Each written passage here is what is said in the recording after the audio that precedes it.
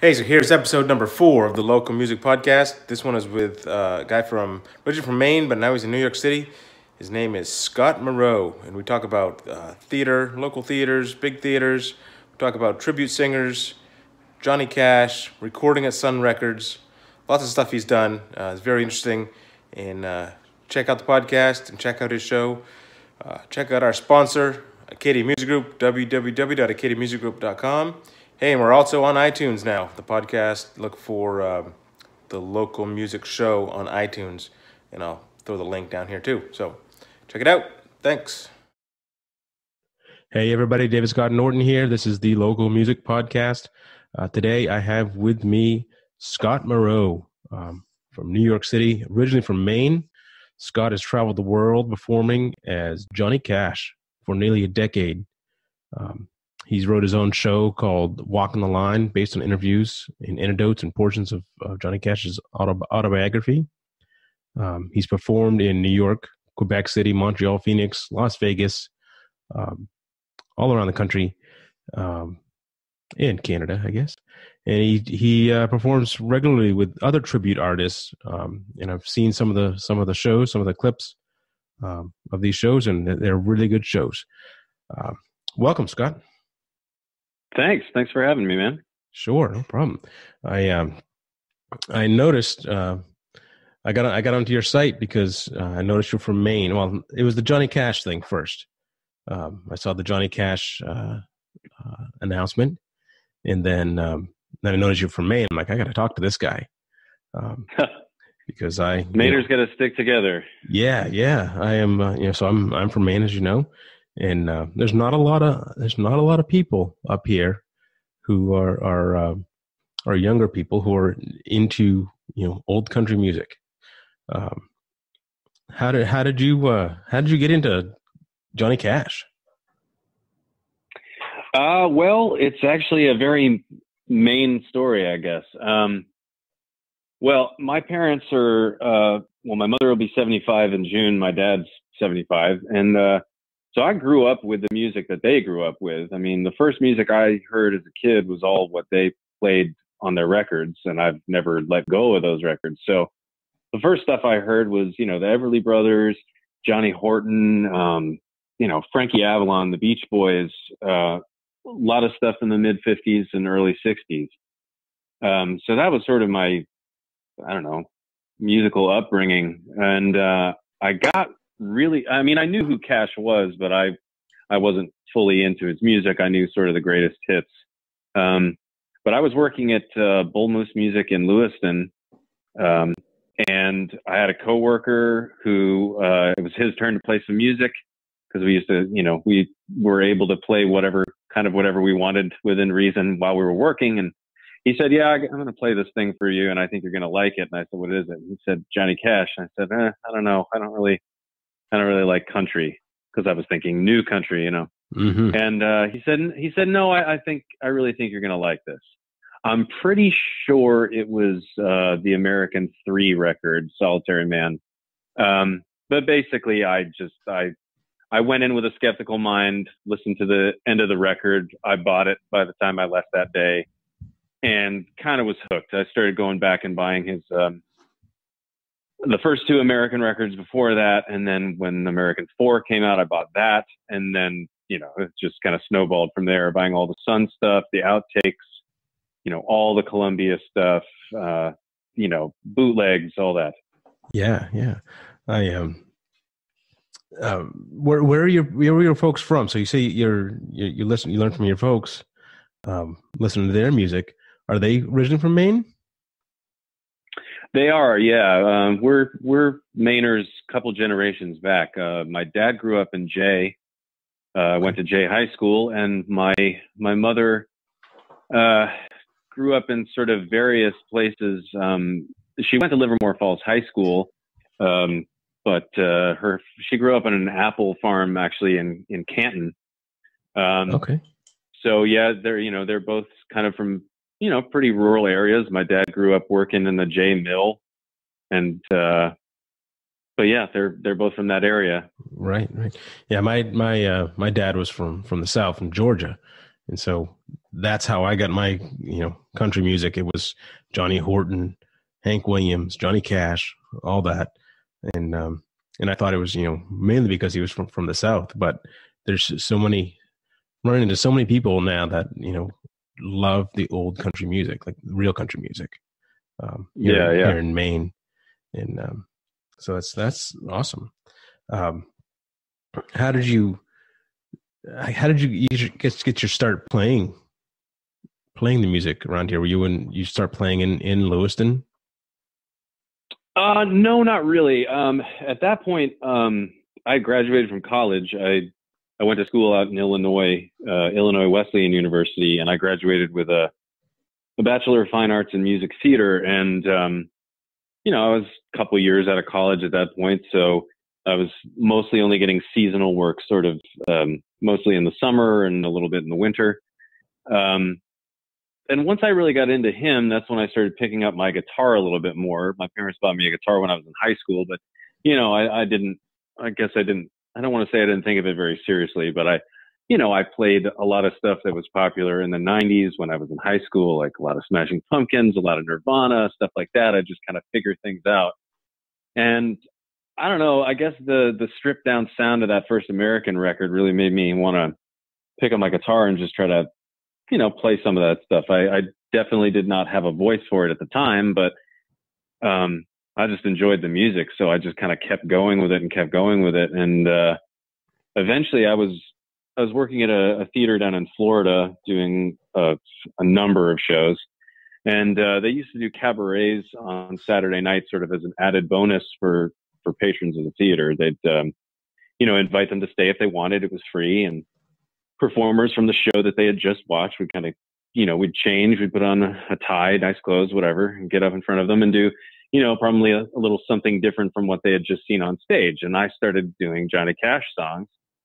And the producer of the theater approached me and said, "Hey, have you ever heard of the musical Ring of Fire?" And I said, "Well, yeah."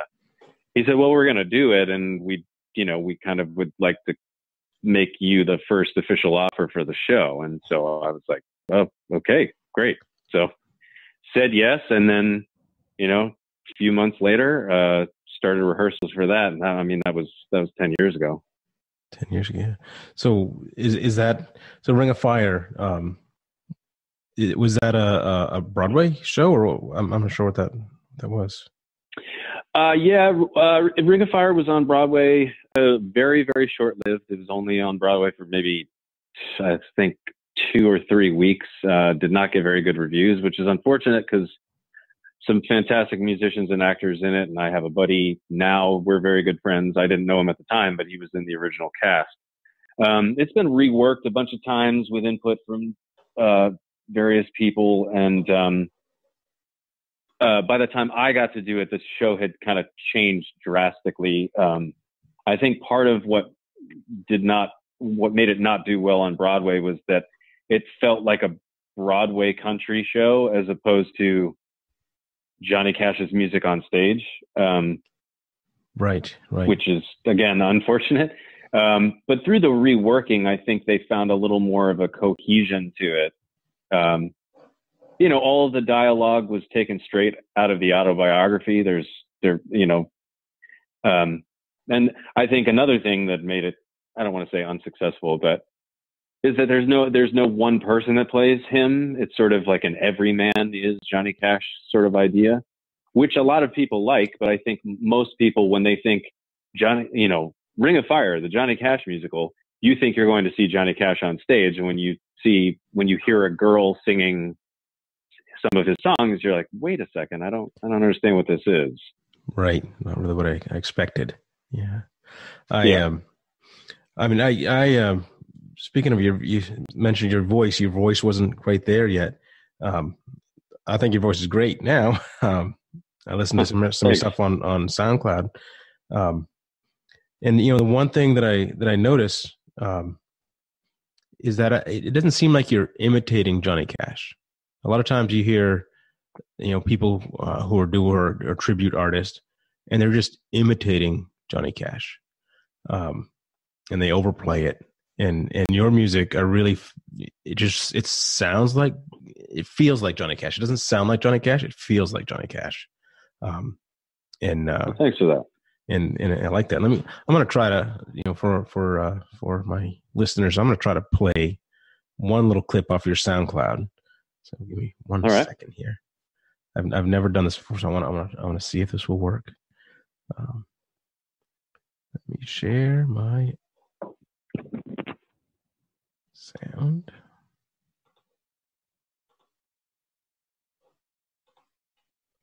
Okay, let me know if you hear this.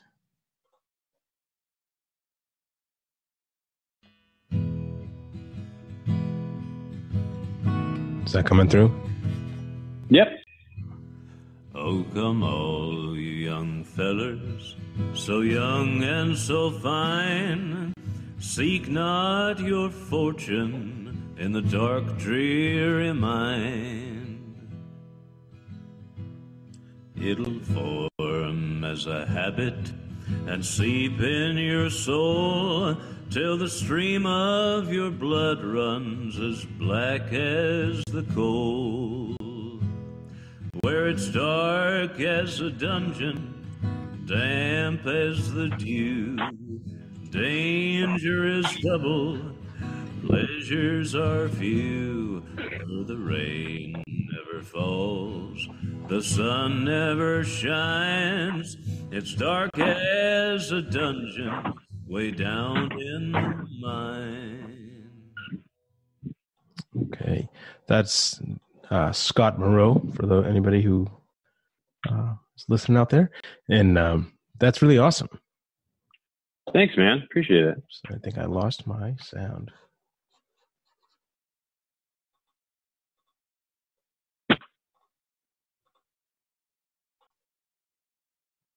Okay, can you hear me? Yep, I can hear you. You could hear me. Okay, I when I faded that out, I shut off my own headphones. But anyway, that's a really great take on that song. Like I said, it doesn't sound like you're pretending to be Johnny Cash or imitating. It sounds like you feel it, and so that I really like that. And how did you work on your voice? I guess to get a better sound, because you said you weren't there originally.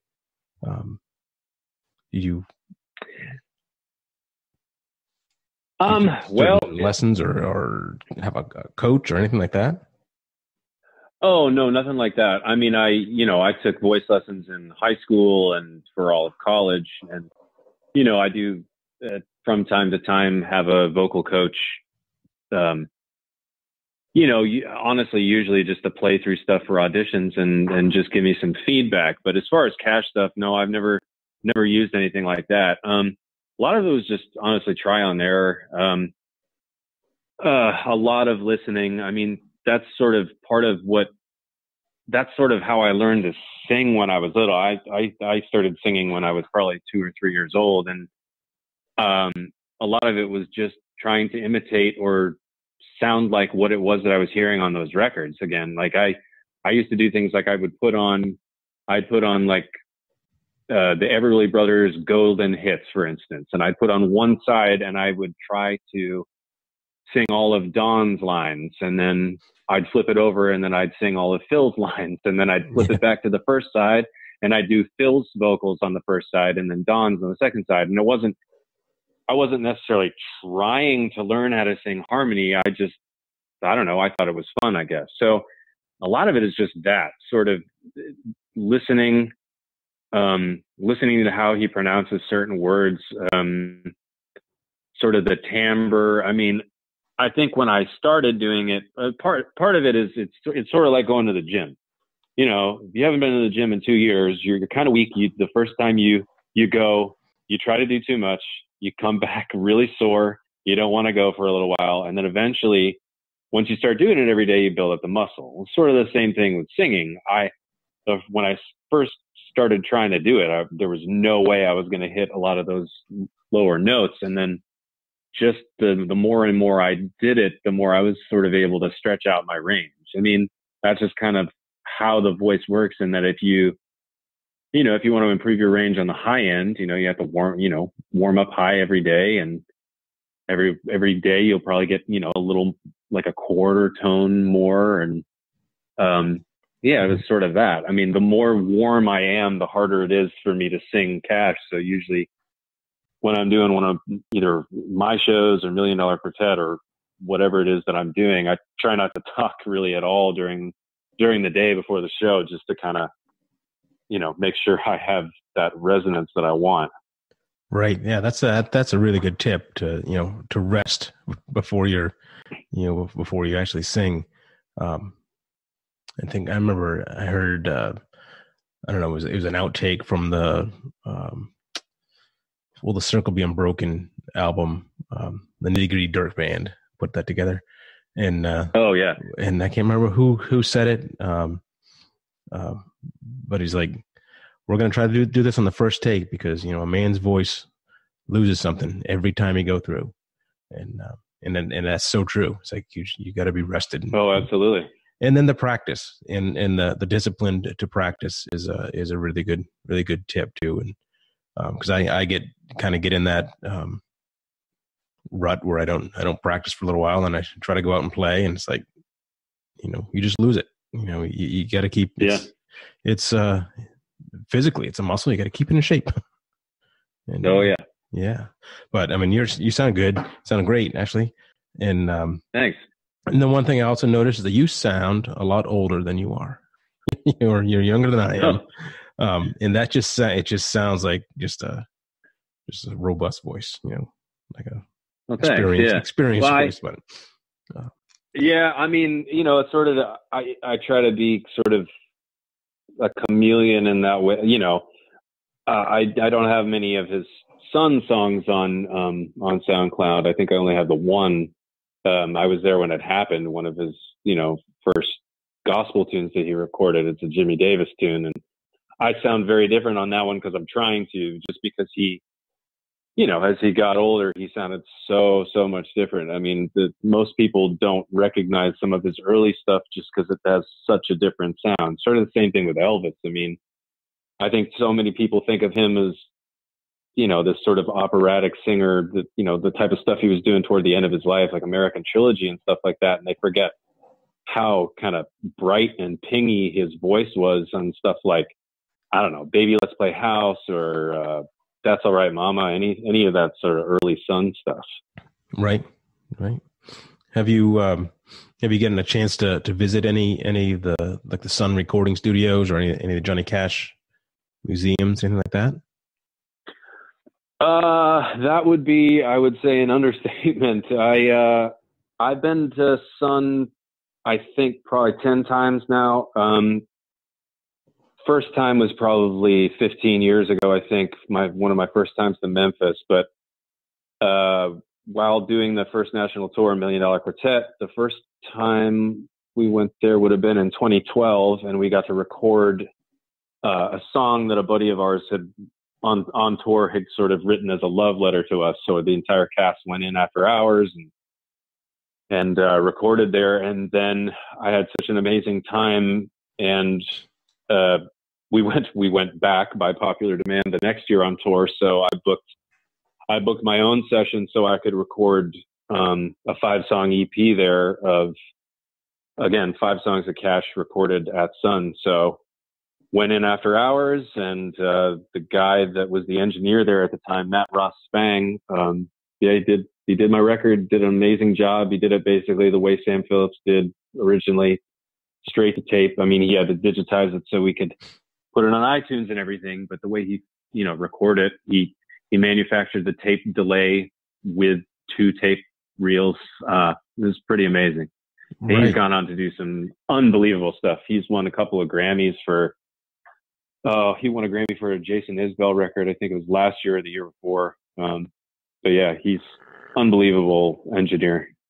Right. Awesome. That's, do they have down there with was the reverb? Is there like a reverb room? Or was it all the reverb and stuff done by the machine? So, yeah, it's essentially done by machine. I mean, Sam did a lot of different things. He would do something like I don't know if you've ever seen Walk the Line, they probably have the best depiction of the actual studio, even though it's not the real studio. They filmed it on a sound stage. But if you were to walk in the front door, you walk straight into what used to be Marianne's office. Then there's another door that walks into the studio. And if you keep going straight and open a door, you're in Sam's booth. Well, Sam would close the door to his booth, but he'd often leave the door open to the office and put a mic back there. So not only were you singing into a mic, but then there was a mic sort of picking up the ambient echo out of the room. But mainly the tape echo comes from him recording on two reels simultaneously, except delaying the start of one of them just barely. Oh, neat. So, yeah, so that's kind of what that's a very elementary way of me explaining it. I don't have the technical expertise to really tell you what he did, but that's basically what he did through trial and error. Pretty amazing stuff, considering the fact that for him, it was just like pressing a couple of buttons and trial and error, and all of Nashville after that for probably 20 years was trying to figure out how to recreate that sound and couldn't. How to do it. Yeah. That's awesome. If you ever get back, or when you get back to Maine, there is a studio down in Portland. I'm not sure you're aware of Acadia Recording Company. I've heard of it. Yeah. They have the old equipment from, I think it may have been out of Dick Curlis's studio. I hope I don't have that wrong. Oh, wow. Cool. But they can record, to that equipment. They get it all back up and running.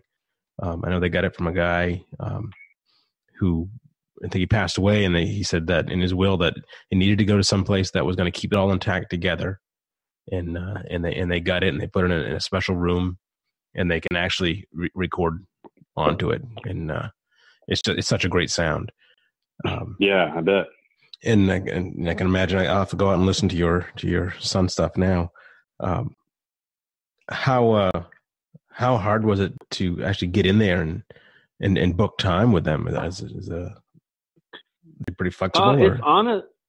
It's honestly not that hard. You just have to be in there late at night because they're still open for tours. It's a museum, so they're open for tours from I think 9 a.m. until into the evening. So I mean, we did a show of $1 Million Quartet at the Orpheum in Memphis, and then went back to the hotel, put all our gear in some cabs, drove to Sun, and we recorded from I think we set up at probably midnight or 11 and recorded until maybe 3:30, 4 in the morning.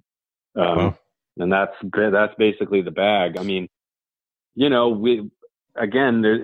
not like, we did it exactly the way they did. I mean, I'm talking standing in the exact places that they did. You could see because the divots are in the floor from where Scotty Moore's bass was or Marshall Grant's bass pin was. So we stood there and just, we did take by take. So if I messed up something on Hey Porter, he'd wait until the end and then we'd go back and do it. Or, sometimes there was a big mess up, so we'd stop in the middle. But I don't think we did more than maybe 4 or 5. I think the most we did was 5 takes on one song. Nice. Very cool. Yeah. What is the name of that album? It's called Home of the Blues, tribute to Johnny Cash at Sun Studio. Okay. And it's by Scott Moreau and the Died Drunk Boys. The Died Drunk story in and of itself.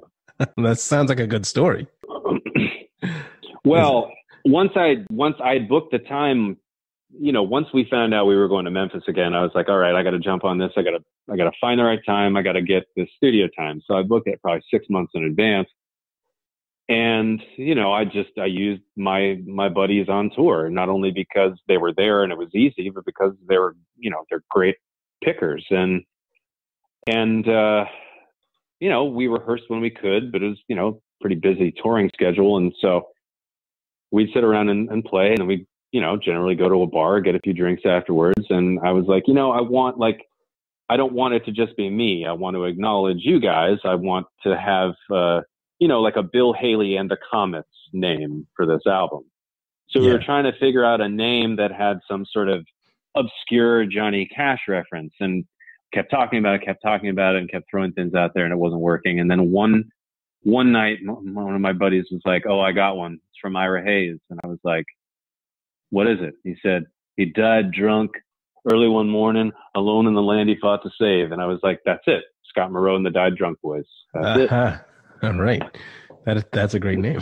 I like it. And I was wondering if the died was about death or about being tie-dyed. So that explains it. Oh, right. Yeah, very nice. Cool. Let's see. Here's a thing I want to read to my listeners. So you got quoted in the Boston, not quoted, but written about in the Boston Globe. I guess maybe they were reviewing your show or something. And it says, Moreau channels the man in black and then some. He unleashes a voice that possesses not just Cash's deep, rumbling, sepulchral timbre, but also an astonishing power. This guy seems like he could knock a brick wall down just by singing at it. From the Boston Globe. What were they? Were they reviewing you, or were they reviewing your $1 Million Quartet, or what was that? Yeah, they were reviewing me in $1 Million Quartet. Yeah, we let's see, we were there in the fall of 2013, and I remember because that was the last year the Red Sox won the World Series before 2018. Because we were there in town for 3 weeks. It was awesome, and I believe the night we closed was the night that the Red Sox clinched to go to the World Series. Yeah, if you can't tell, I'm a Red Sox fan too. Yeah, I was going to ask you. So you live in New York now, but the question is, are you a Red Sox fan? Yeah. Oh, I am. Okay. I'll tell you what, I frequently see games at Yankee Stadium. In fact, I see as many Red Sox Yankees games there as I can. I definitely get my share of flack for wearing Red Sox gear. But, it's all in the love of the rivalry, I guess, Right. You gotta wear it. You gotta be, a true Mainer. It doesn't matter where they're at. They're a Red Sox fan. That's right. They're a Patriots fan. That's right. Doesn't matter how long you've been gone. And, how long have you been gone out of Maine? I mean, off and on, I guess. I mean, I graduated college in 2001, but I've been traveling around and on tour for so long. I mean, I've only really been kind of plunked down living in New York for about 4 years. Before that, I'd come here for a couple months at a time to audition for shows, or, but for the most part, I'd only have maybe 2 months off a year. So I'd kind of just go home, spend time with my folks for a while, and then maybe travel a little bit for fun and go back to the next, go out to the next contract. Right. So I see, on your site, the different theaters that you play at, and it goes like the Algonquin Playhouse, the Springer Opera House, some pretty, nice little local places.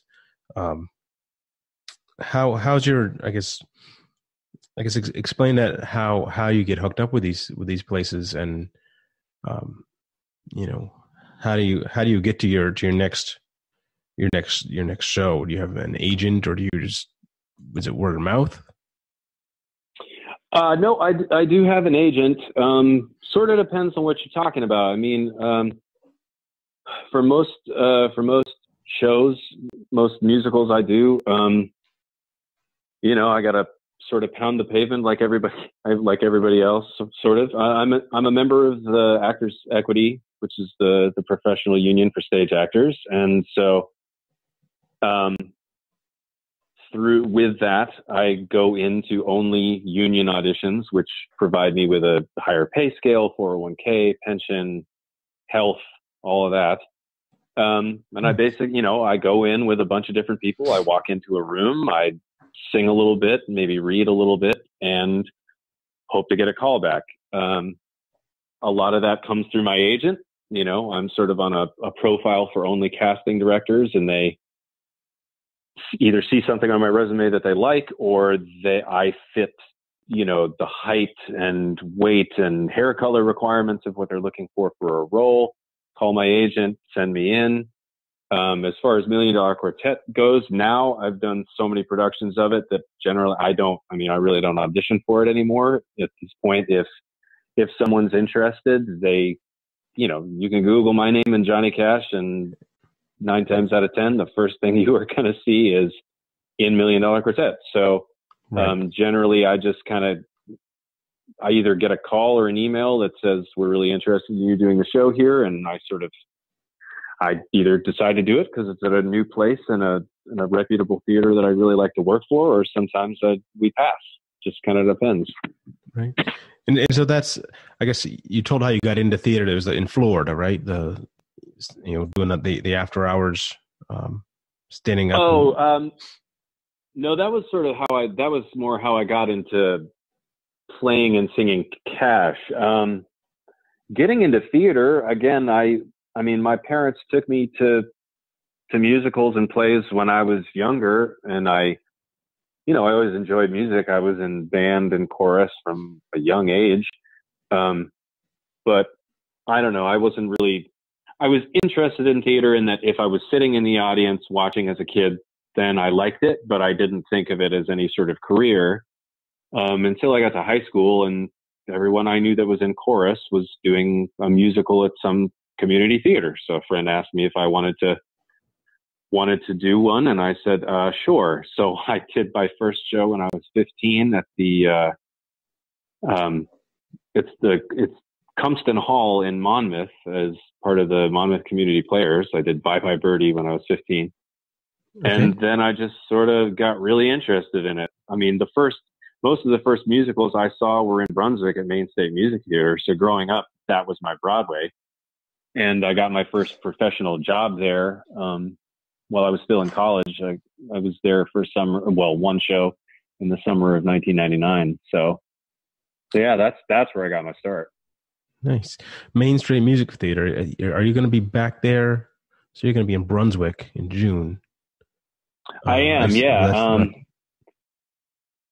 Yeah, we did. I was there for $1 Million Quartet this past summer, and it went extremely well. It was their biggest seller it was the first show of the season, and in that time slot, it was the biggest seller they've ever had in 60 years. So, nice.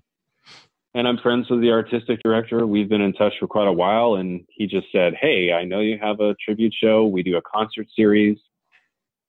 Judging by the response of you on the stage and being a local favorite, sort of, because I grew up there. I mean, he just said, I really think we could sell the show, and would you be interested?" And I said, absolutely. So I basically put everything on hold. I said yes to him, and anything during June that I would have done for another show, I basically said, nope, sorry, I'm going to Maine to do 2 shows on a Monday for these great people because they've done so much for me. So it's going to be really nice to be able to do my full show there for, my folks, and my brother, and my dentist will probably be there. Yeah. Awesome. And that's also titled the Johnny Cash. What is the title of your show there? That one's Walking the Line. Walking the Line. Yeah. That one's the sort of the first one I compiled. It's got a full band. It's like 25 songs. It's really more like what he used to do in concert. I mean, I talk a bit about how he wrote certain songs or why he wrote certain songs. And I give a little bit of biographical background. I mean, as Cash, not as myself. I never do a show as Cash. I never do a Johnny Cash show as Scott. I'm always speaking as him in his words. But yeah, that one's really more a concert with bits of information thrown in, mostly banter, Okay. Is that a solo, or do you have a band with you on that one? Yeah, that's the one with the full band. I got keys, upright electric guitar, what did I just miss? Drums. Yeah, there we go. So when you're doing Walking the Line, as I see you're doing it also in Arizona a couple of times coming up, in Michigan, what is your band travel with you? Is it the same band, or do you have different bands in different areas of the country? At this point, I basically have different bands. The guys that are coming in Maine with me are sort of handpicked by me. They're guys that I've either worked with or have seen them play similar stuff and was like, okay, I want these guys coming and doing this show in Maine with me because it means a lot to me. The guys out in Arizona, they've come to be my band, but the first time I did the show with them out there, I think I'd met one of the guys, and other guys I'd never met. We did a 2-hour rehearsal and then got thrust right into a show. The producer I work with out there, amazing guy, J.R. McAlexander. He was a music director for a lot of the shows that I was doing in sort of the late 2000s for a couple of theaters I worked for. And he sort of semi-retired and decided to start his own production company. And he's basically the reason I started doing tribute work, because he said, hey, listen, there's a market for this. I've got a market for this in Arizona. Why don't you see what you can come up with and write a show? So I did. And he flew me out there, paid me a substantial amount of money. And that's why I keep going back out there. I mean, other than the fact that the weather's amazing and he generally brings me out in the winter. So I'm there and it's 80 degrees, nice. Who can say no to that? But right. Yeah, I mean, I get to do this music for, generally, it's a lot of retirement communities and RV resorts, people with, a good amount of money that want good entertainment. And, we're talking retired military people that everyone that I see in those shows come up to me, tell me when they saw Johnny Cash, if they saw Johnny Cash, what Johnny Cash meant to them. And that's a lot of why I do it, because his music and his story and his life not only are inspirational to people, but they bring back so many fond memories of their youth. I mean, that's why I do theater too. I mean, just transporting people to another place and being able to sort of, I don't know, make them forget about their troubles for a while and be entertained. That's why I do it. Hopefully why everyone does it. But. Right. It's why I love to play the, old country music, in places like that, in, like you said, retirement homes, in places where there's an older crowd, and people, their eyes just light up. And because they haven't heard this music, especially if it hasn't been on the radio for sure lately. Right. And people just have such a great connection, to Johnny Cash, to Hank Williams, and all those greats. So your other show is called Late and Alone, right? Yeah, that's right. And that's going to be at Feinstein's in New York City, which is a nice little local joint there. What's the difference between Walking the Line show and Late and Alone? Well, it all came about because I thought about wanting to tell a little bit more of his story. I think a lot of people that are sort of casual fans of his music watch something like Walk the Line or own a greatest hits CD, and they think, okay, well, that's the full story. That's everything there is to know about Cash. And I'll tell you what, after 10 years reading, 50, 60 books, listening to every bit of music he's ever recorded, the interviews, the documentaries, all that stuff. I mean, I will never find the end of him. There's no way I can ever know all there is to know or absorb all there is to absorb. But I want to tell his story in a little bit more of an authentic way. So Late and Alone came about because he, in the 80s, sort of when he was struggling on Columbia and they weren't selling a whole lot of his records and his songwriting was dipping a little bit, he went into his cabin recording studio across from his house in Hendersonville, Tennessee, outside Nashville. And he just started recording songs just by himself with a guitar, songs he had heard growing up, you know, played in the field, songs by friends of his. I mean, some of the songs he records are, you know, almost 150 years old. And he just sits there and just leaves the mic open and just plays, and then talks about the first time he heard that song, or what the song means to him, or the first song he sang in public. And it's pretty amazing. And the tapes were lost for a long time. And then after he passed, they finally sort of put them out. But originally he recorded all of it because he wanted to record this album called Late and Alone. And he scrapped it. And then eventually in 1994, when he hooked up with Rick Rubin, and Rick basically said, sit in my living room and play me everything you want to play. And the album ended up being exactly that, just him with his guitar. He said, you know, this is something I wanted to do a long time ago, and I was going to call it Late and Alone.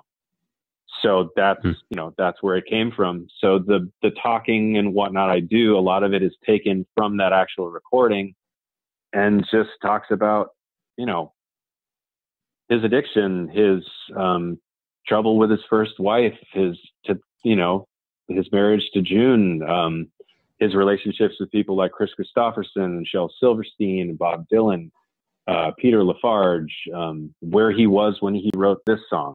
Why did he write this song? What this song means to him.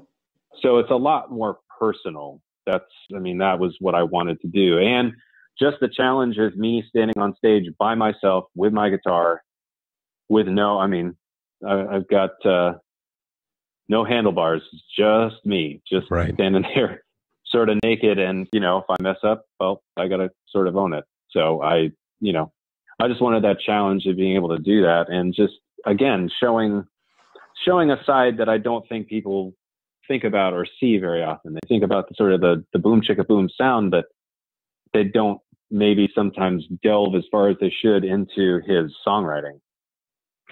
Right. So you're doing, that's Late and Alone, you're doing at Feinstein's. Yep. April 2nd. Yep. And then you're doing it again in Michigan. And you're doing it a few times. So you're doing it in Michigan and then also in Arizona too, right?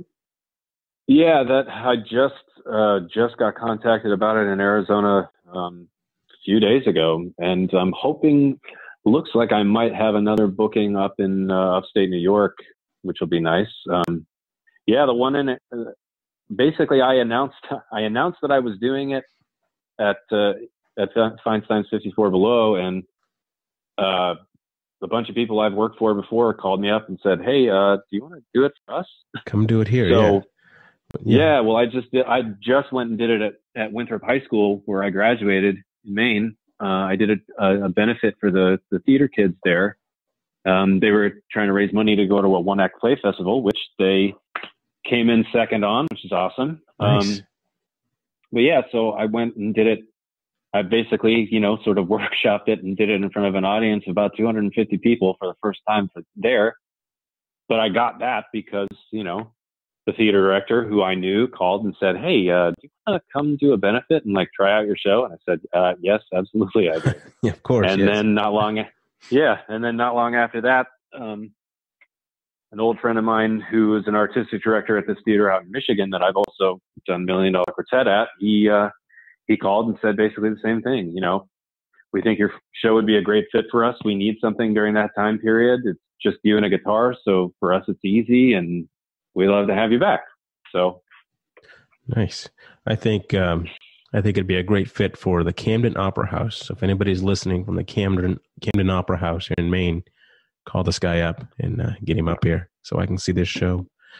Sounds great. Well, I love Camden, so hey, any excuse to be up there. Okay. Yeah. Well, you can come up any time and visit us. Were the tapes that were released that you got a lot of this from? Were they released as under the title Late and Alone also, or was it another? I've never heard these. Originally it was called Personal File.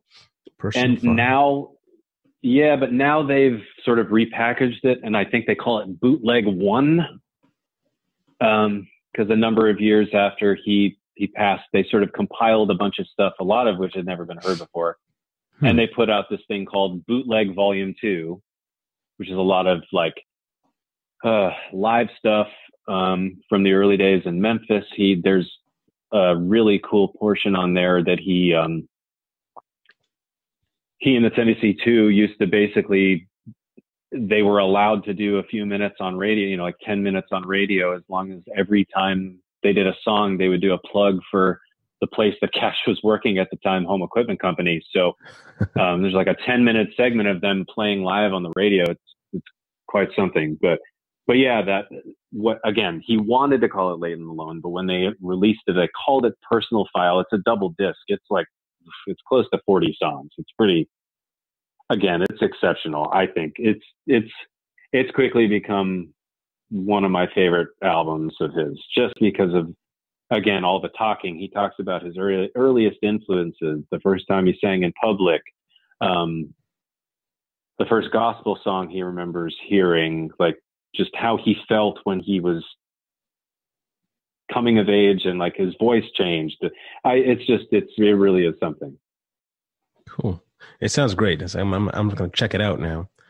And one of the other things I didn't mention, you talked about the $1 Million Quartet, and you talked about the what was that, the first show you did?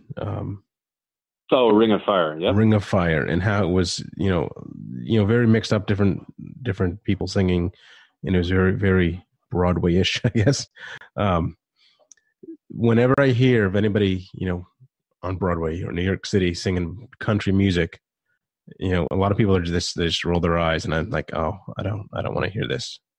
And I was, really surprised, and with both the clips I saw from the $1 Million Quartet and your clips, that it's authentic. It's not, it's Broadway, but it's not showy. It's just not that. I don't know. It's not the Broadway style, I guess. I don't know the right word to put on there without offending anybody.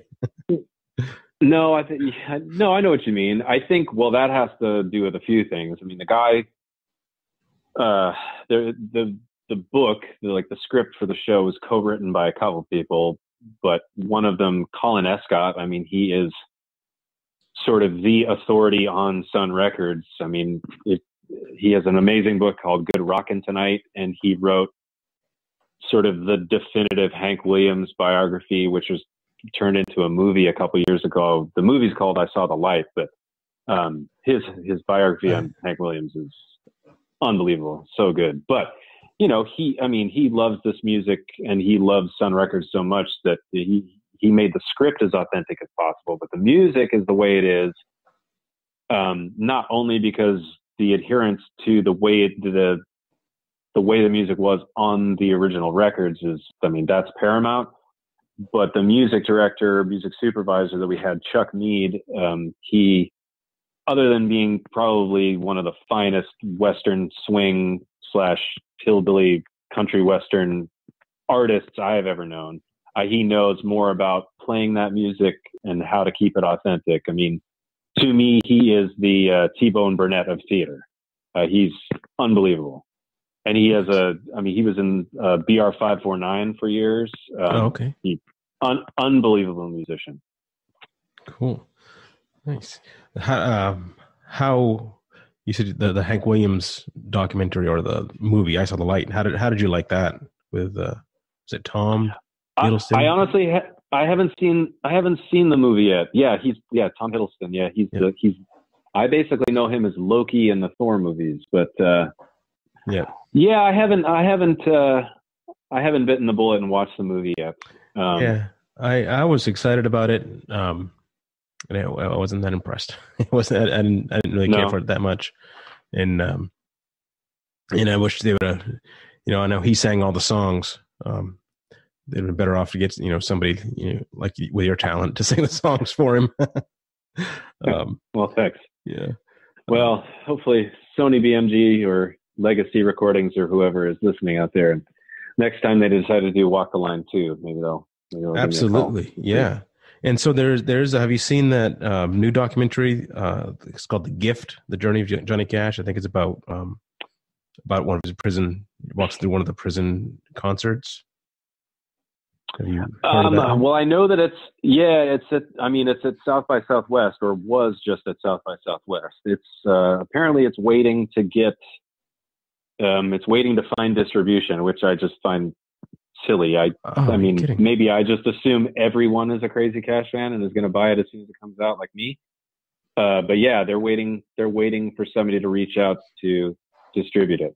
And I waiting for them because I desperately need to see it as soon as it either hits theaters or goes to, one would think maybe it'll just go straight to Netflix, and it seems like everything's doing that these days. But yeah, I can't wait. I mean, I know John Carter specifically said, if you want to know what my father was really like, watch this movie.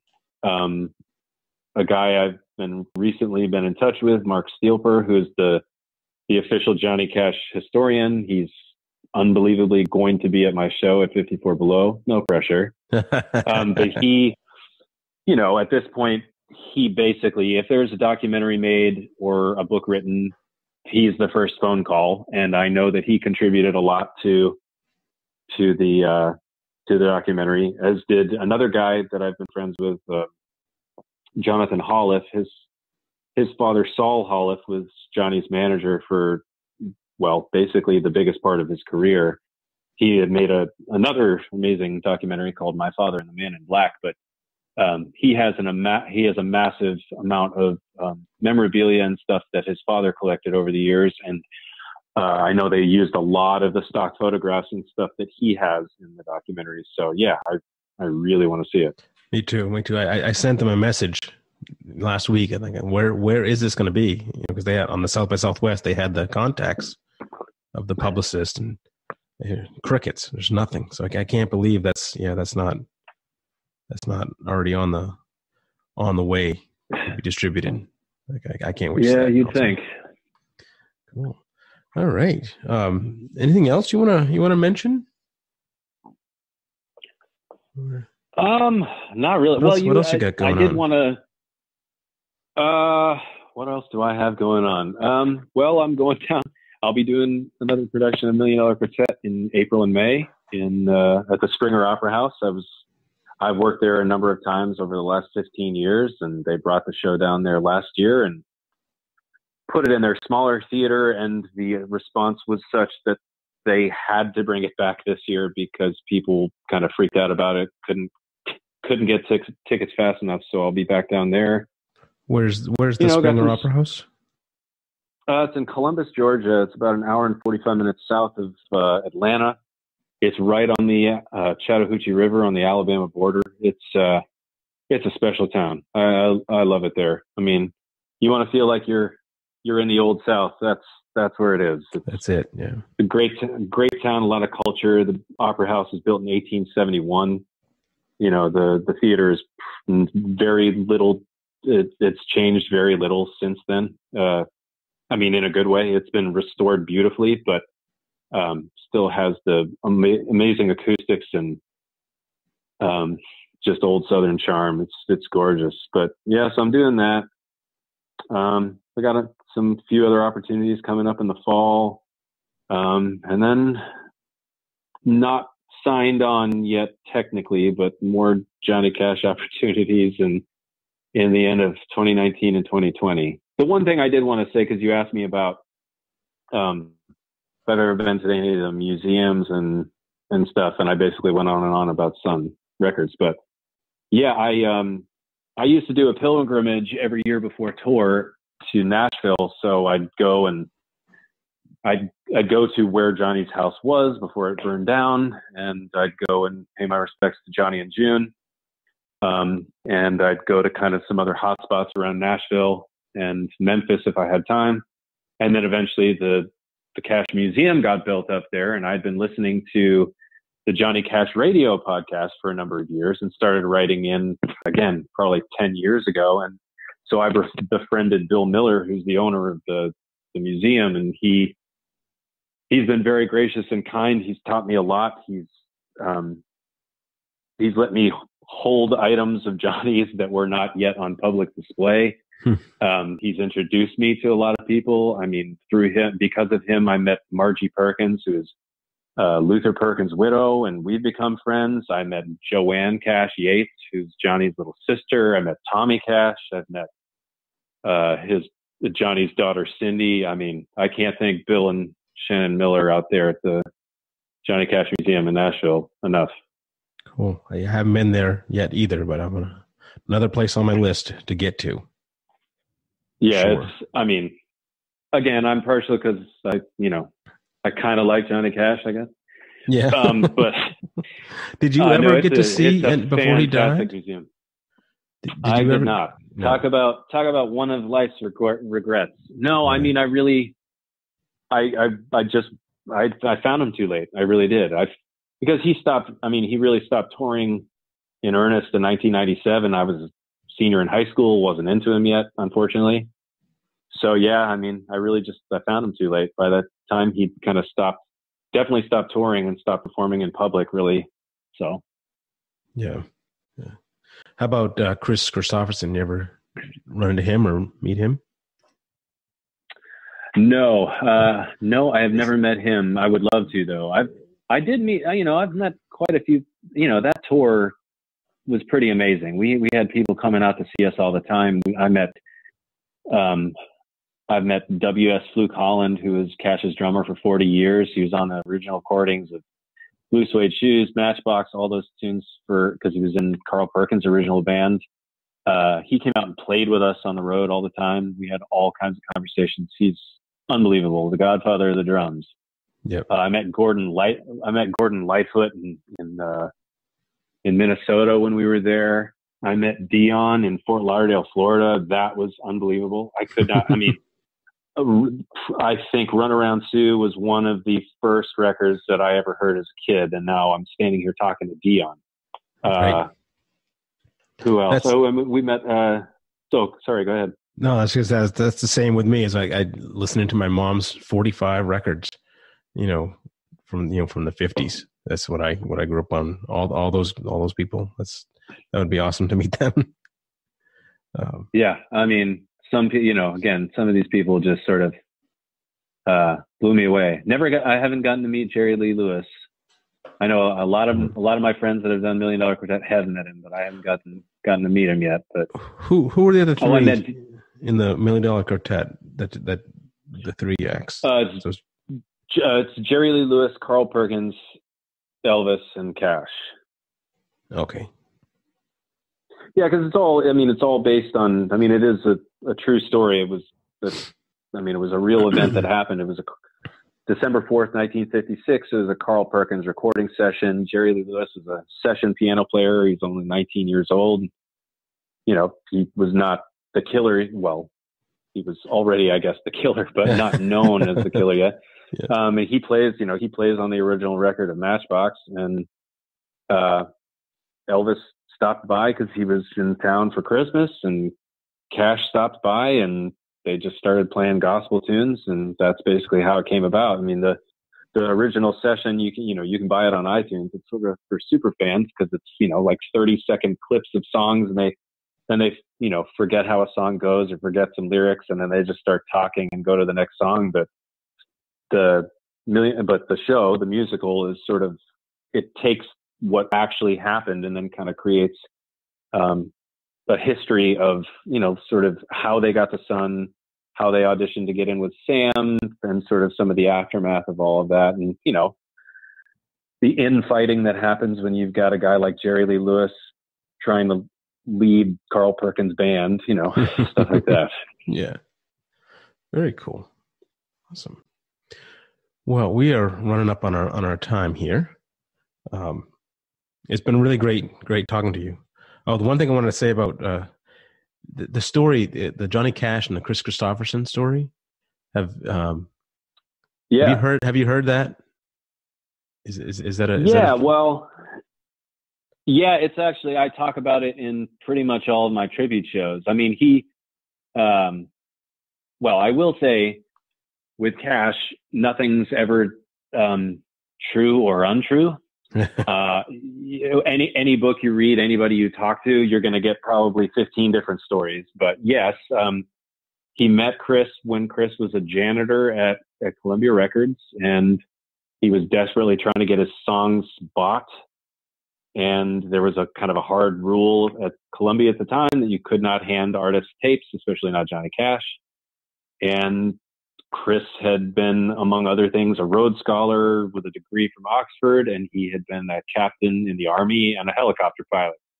So he hijacked the helicopter, although supposedly he did not hijack it, he rented it, and he flew it to Cash's house in Hendersonville and landed it on his front lawn. And as Cash told it, he walked out of the plane with a tape in one hand and a beer in the other, and handed him the tape to Sunday Morning Coming Down.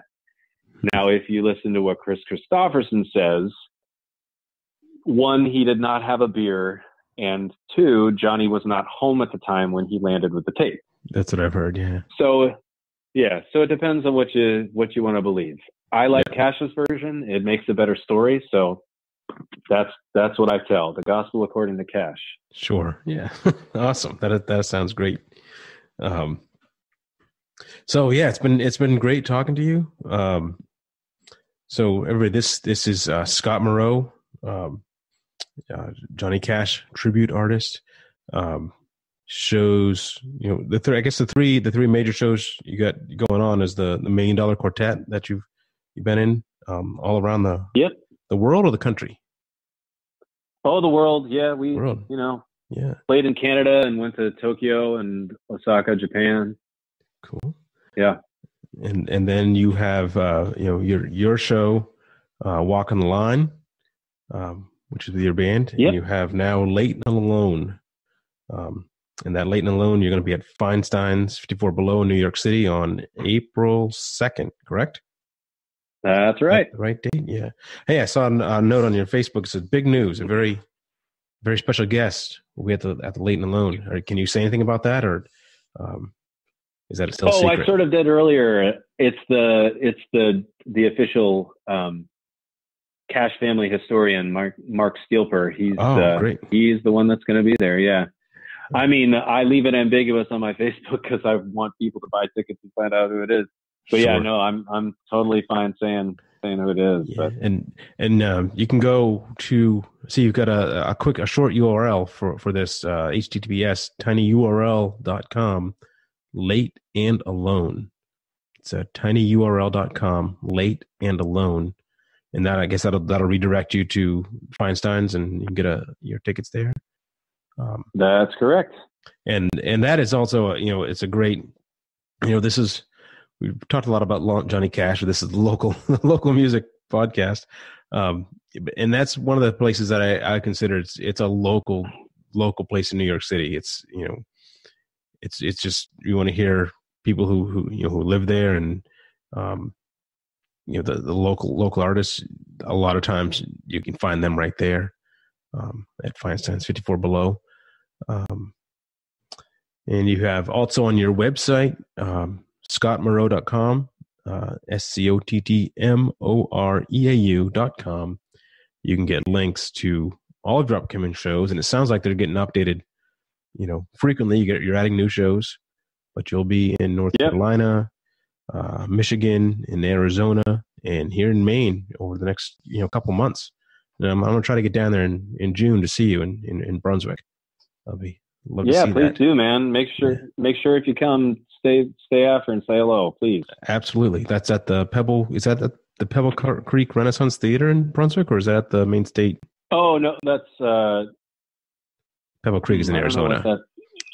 Yes. It's Main State Music Theater. It's on the campus of Bowdoin College. Main State Music Theater in Brunswick. Okay, yeah, I'm definitely. I think I'm seeing Willie Nelson, the whole road show, the not the Rednecks road show, but the whatever his tour is now. I'm seeing that in Bangor. I think that Friday, the Friday before. Oh wow! And, nice. And I'm gonna try to pop down there to Brunswick and see you. That'll be great. Excellent. And that's on a Monday, I think, if I saw that right, June 17th. Yep. There are two shows. I think there are 2 and 7:30 that day. Yeah. Awesome, man. Well, and like I said, Scott is from Maine, so he's a good old Maine boy. Still likes the Red Sox and the Patriots too, right? Oh, absolutely. Yeah, good. Good. Hopefully we'll get a good season coming up here. Yeah, if we can get the Bruins the cup and get the Celtics the gold ball, and then get the Red Sox another World Series ring, then my year will be fantastic. It'll be great. Yeah. Yeah. Cool. Well, thanks again for chatting. And no, thank you, man. It's been really great having you, and we'll talk to you soon. All right, man. Thank you very much. Thanks a lot. Thank you. Hey, so that was episode number 4 of the Local Music Podcast.